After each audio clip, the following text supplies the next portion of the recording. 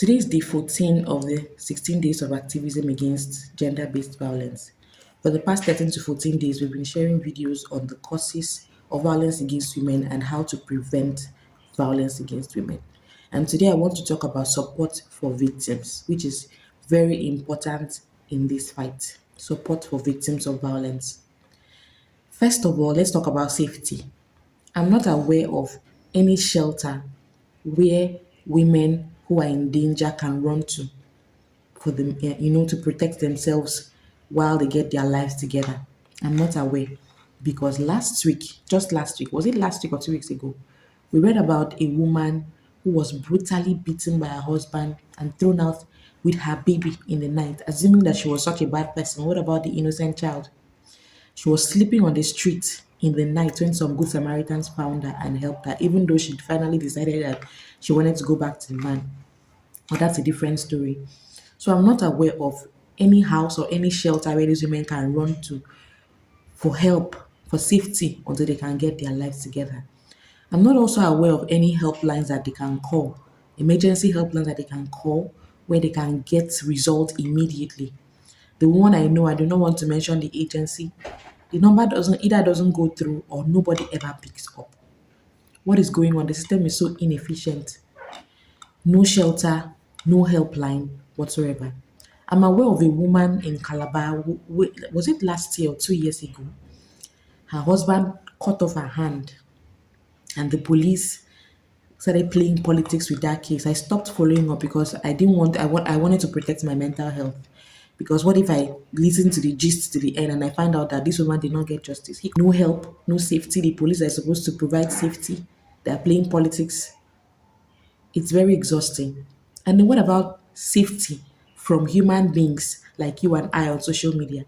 If a woman dares speak up about what she's going through, go to the comment section and see trolls.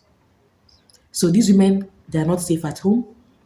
They are not safe on the streets. The government is not providing safety for them. Neither are they even safe on social media. They are just on their own. This is something that we should all work together to ensure that it does not happen. This trolling on social media, we should work together to ensure that social media is at least safe for them on our own part. Then we can drag the government later for other things because it starts from you and I. Another way to support these women is to provide them with basic things like food and medical supplies. Most of them don't even have. Imagine that woman that was sleeping on the street with absolutely nothing. My friend was telling me about a woman she took in a few weeks ago. This happened barely 2 weeks ago. She took this woman in as a nanny. This woman was constantly beaten and maltreated by her husband. She had to leave. She left her kids in the village with her mom to take care of, and she went to Lagos to hustle. Everything was going well. In fact, she had resumed work. And then, few days in, my friend decided to conduct a nanny test, and then it was realized that she was HIV positive.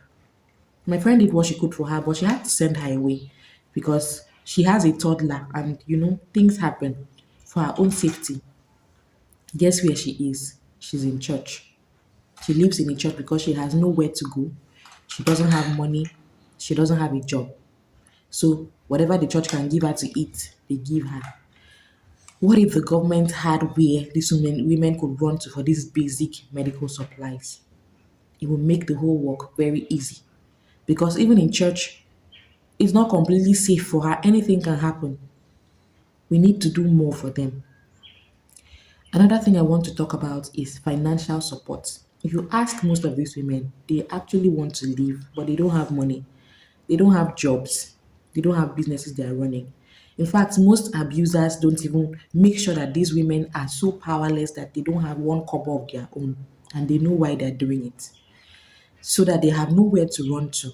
They are stuck there. They worship them. They can do whatever they like with them. That is how most abusers behave.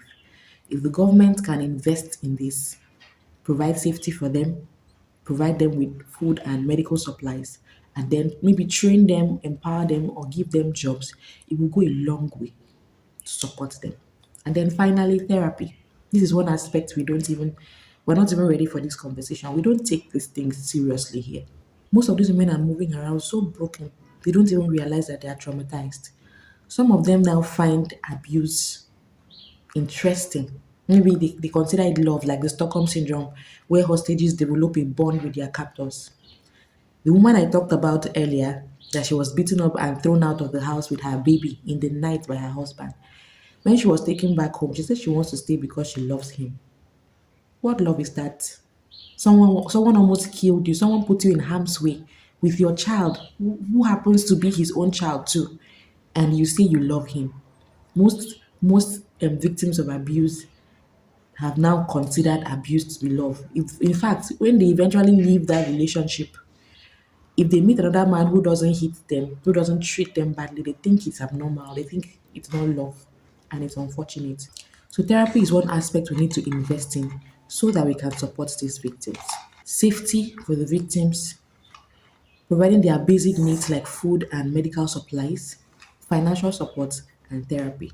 We keep speaking and we are hopeful that one day the government will consider taking these things seriously. Let us unite and invest to end violence against women.